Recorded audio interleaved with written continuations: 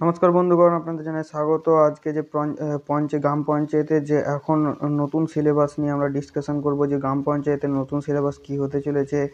যে গ্রাম পঞ্চায়েতের 6,000 something vacancy আছে, সেই ভ্যাকান্সির উপরে তাদের সিলেবাস কী নিয়ে এবং কি কি পড়লে আপনি এই চাকরিটি ক্র্যাক করতে পারবেন, সব কিন্তু বিষয়ে আজকে আলোচনা করব। তো ভিডিওটা শেষ পর্যন্ত দেখতে থাকুন। আমাদের চ্যানেলে নতুন হয়ে থাকে প্লিজ চ্যানেলটা সাবস্ক্রাইব করুন। চলুন ভিডিওটা শুরু করা যাক। আচ্ছা, recruitment of different posts of panchayat bodies, গ্রাম পঞ্চায়েত কর্ম। তো চলুন এটার এলিজিবিলিটি এবং ক্রাইটেরিয়া এবং সিলেবাস সব কিছু আলোচনা করা হোক এই ভিডিওটার মাধ্যমে। তো চলুন ভিডিওটা দেখি। দেখুন এখানে কি কি বলানো হয়েছে। প্রথমত হচ্ছে কি, আপনাকে ইন্ডিয়ান হতে হবে, মাধ্যমিক পাস হতে হবে আপনাকে।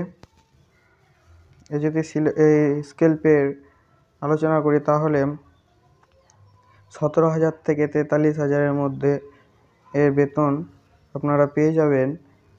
এবার যদি এর সিলেবাস নিয়ে আলোচনা করি তাহলে টোটাল থাকছে ইংলিশ 10 মার্ক, বেঙ্গলি 13, অঙ্ক 10 এবং জিকে 10 আর 15 নম্বরের ইন্টারভিউ।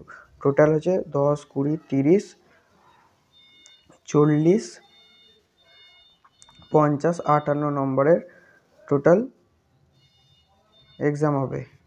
58 নম্বরের টোটাল এক্সাম হবে। তার মধ্যে 10 মার্কস ইংলিশ, বেঙ্গলি 13, হ্যাঁ, তার মধ্যে 10 মার্কস ইংলিশ, বেঙ্গলি 13 আর ম্যাথ হবে 10 অ্যান্ড জিকে হবে 10 আর 15 নম্বরে আপনাদের থেকে যাবে ইন্টারভিউ।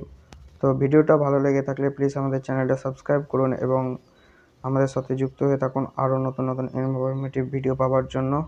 ধন্যবাদ।